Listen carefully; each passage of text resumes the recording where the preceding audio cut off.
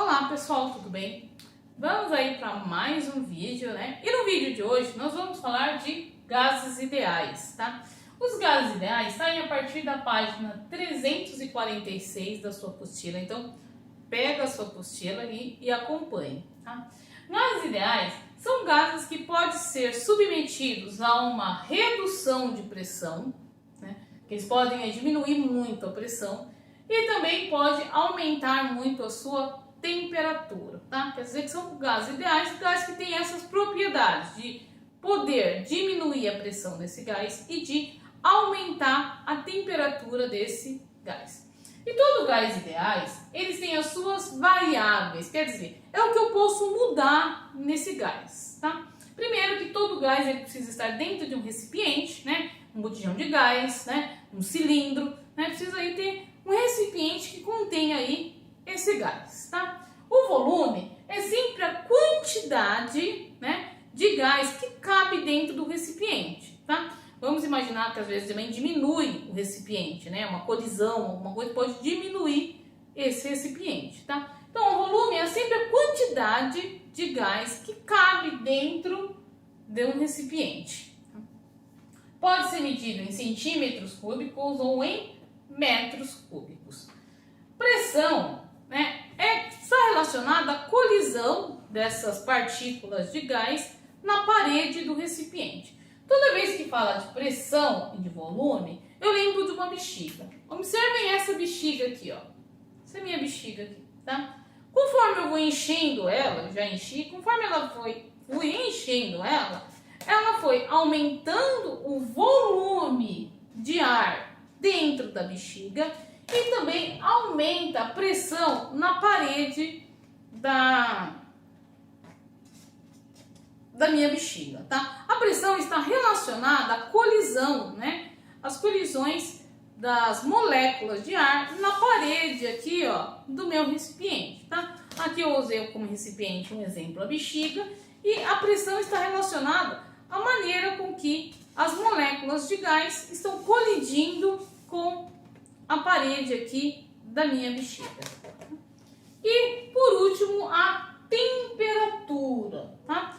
A temperatura aí é a temperatura que está aí o gás, tá? Você vê que às vezes acontece o botijão de gás, a temperatura está um pouquinho diferente. Ou então o compressor de ar, compressão de ar, ela altera muito a pressão e a temperatura, tá? Pressão é sempre medida em Pascal, né? Em alguns casos às vezes aparece em ATM, mas geralmente é medida em Pascal, e a temperatura sempre em Kelvin, tá? Bom, com relação variáveis, tá? Aqui eu tenho meus tipos de transformação gasosa. Ela se transforma de um ponto para outro. Se ela transforma, ela sempre tem o antes e o depois, tá? Sempre a situação 1 e a situação 2, o antes e o depois, tá? E aqui eu coloquei as três principais tipos de transformações gasosas. A primeira é a isotérmica.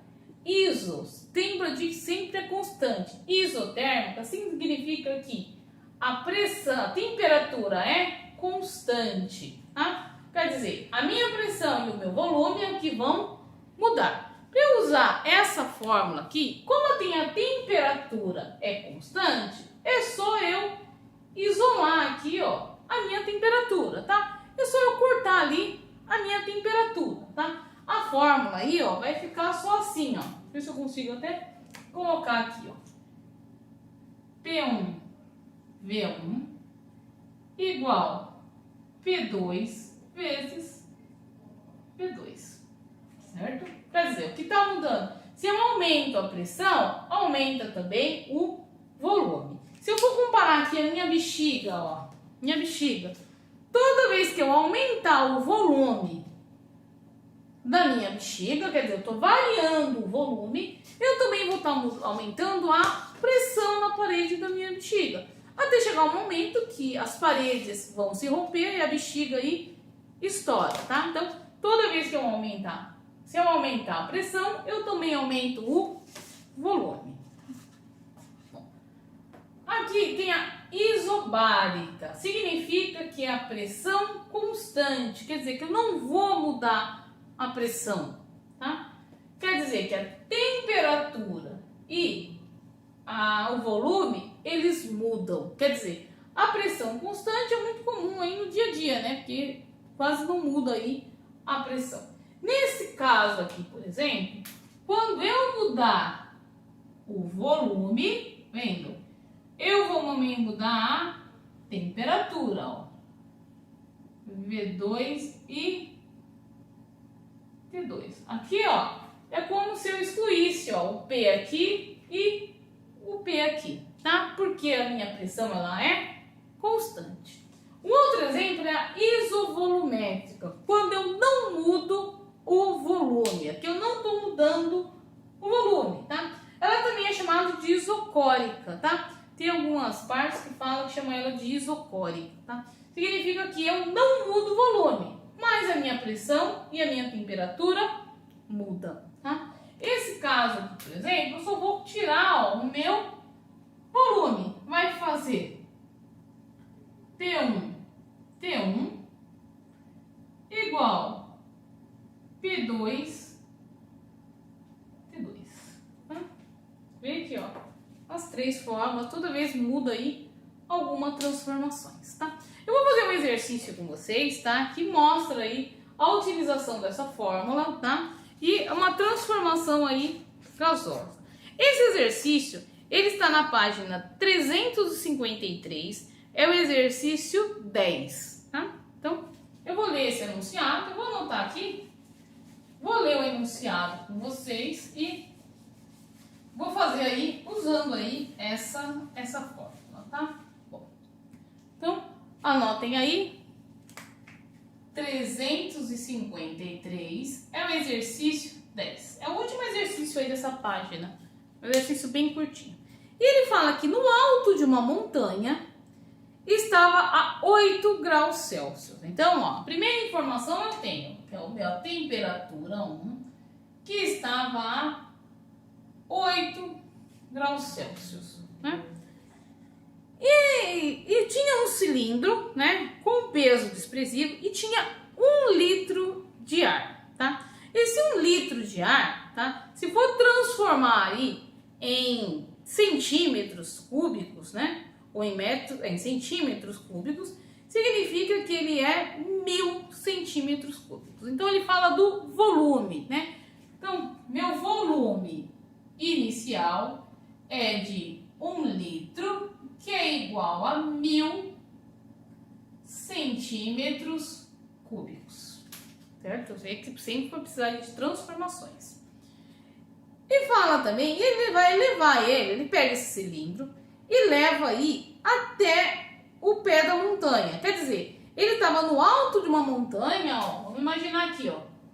Ele estava aqui, ó, no alto de uma montanha com um cilindro de 1 litro de ar.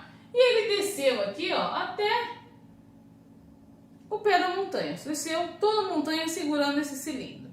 Quando ele chegou lá embaixo, quer dizer, o volume mudou, tá? Quando ele chegou lá embaixo, vou colocar até aqui numa cor diferente, fala que o volume, né, 2, passou a ser 900 centímetros cúbicos. Por isso que eu transformei aqui já em centímetros, para ser a mesma unidade de medida. E fala que a temperatura também mudou. Ela aumentou 6 graus, tá? Então aqui, ó, a temperatura 2, né? Tava 8 aqui, aumentou mais 6. Então foi para 14 graus Celsius. Então ele chegou aqui embaixo. Quando ele chegou, uma outra observação. Quando ele chegou aqui embaixo, tá? A temperatura, a pressão dele era de 1 atm, tá? Então, uma outra observação importante, ó. Aqui, ó, é 1 atm. No alto da montanha, já falei para vocês que quando sobe, aumenta, tem uma alta altitude, a pressão ela é menor, tá? Então, aqui houve uma variação dos 3 itens. Houve variação de pressão, de volume e de temperatura. Então, aqui a minha pressão 2 é de 1 atm. Lembra que eu falei que às vezes acontece de estar em ATM, né? Tá em Pascal ou ATM. As duas aí são unidades corretas, tá? Bom, ele está perguntando, ele quer saber qual é a pressão aqui no topo da montanha, tá? Quero saber a minha pressão aqui em cima. Eu sei que aqui embaixo é um ATM. Agora eu quero saber aqui em cima. Bom, se eu olhar essa fórmula, eu tenho aqui pressão 1. Não sei. Eu não sei qual é a pressão 1. Não sei. Então, pressão 1 vezes volume 1, 1000. Igual. Temperatura 1. Aqui está em Celsius. Eu preciso transformar para Kelvin. Transformando para Kelvin vai dar 288 Kelvin. Então aqui, ó, é igual 281, desculpa, né? 288 não, 281 Kelvin. Então aqui é 281 Kelvin. Aqui embaixo eu tenho 1 atm vezes volume 2, 900, dividido por 14 graus Celsius, que é igual aqui, ó, a 287 Kelvin. Calculei antes, hein? 287 Kelvin. 287. Fiz aqui apertadinho só para poder calcular. Bom, vamos pensar aqui. Faz uma regra de 3 simples, tá? Então aqui vai ficar 287.000 P1,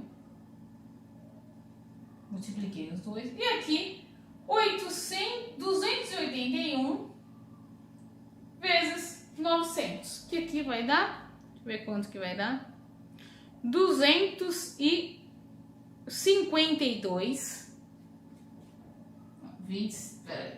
2, tá um número bem grandão, tá? Na verdade dá 252.900. Ó, vou pegar aqui uma outra cor rapidinho, ó, só multipliquei aqui, multipliquei aqui. P1 vezes 87 dá 287.000. 281 vezes 900 dá todo esse valor. Tá multiplicando, passa dividindo. P1 é igual a 252.900 dividido por 287.000. Esse valor aqui, fazendo essa divisão, dá até para cortar os zeros aqui, ó, tá mais fácil, fica igual a 0,88 atm. Tá? 0,88 atm. Então eu sei que aqui, ó, é 0,88 atm.